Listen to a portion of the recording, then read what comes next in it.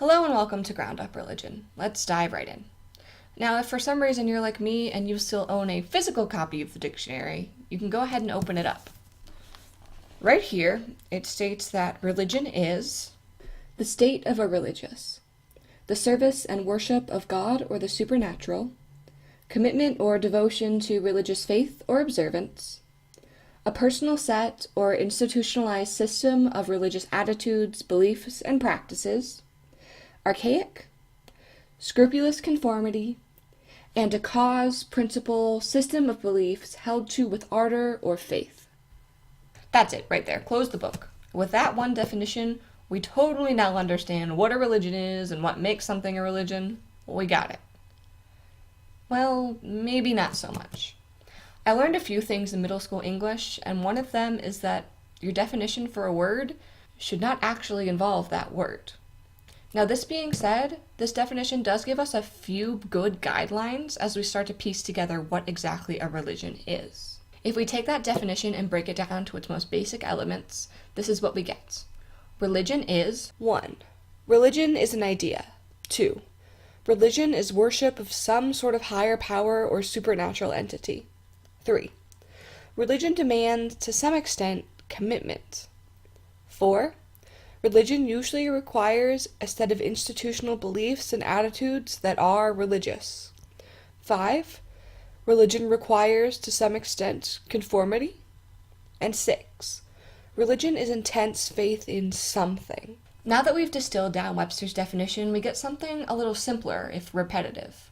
Religion, in its most basic terms, is commitment to belief in some sort of higher power or supernatural entity, or, if taken as its last definition, religion is intense faith in something. Anything, really. Now, I know what you're probably thinking. Well, duh, Tirza, we already knew that. And I don't doubt that you did. Statistically, I'd be willing to bet that most of you watching belong to or have been in the most contact with a religion that fits really neatly into that basic definition. However, not all religions do, and not everything that is intense faith in something is a religion.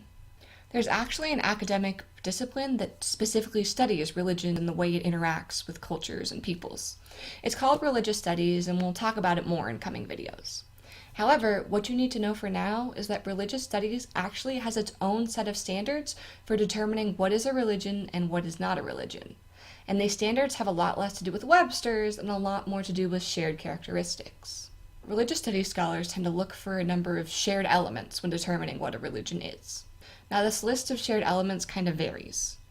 Some scholars use a common list of 8. Some use 4. I, in my courses, have been taught both a system of 5 and 4 elements. However, all of these are really looking for the same basic components. They are 1. A distinction between the sacred and the profane, or what is holy and what is not. This can be in terms of objects, actions, ideas.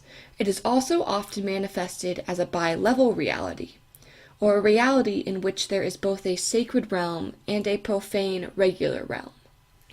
Ritual, or a set of symbolic shared practices by members of a religious group. This could be anything from the proper positioning of your body during prayer to the sequence of a religious celebration. Rituals are set practices that people in religious groups partake in. A mythology.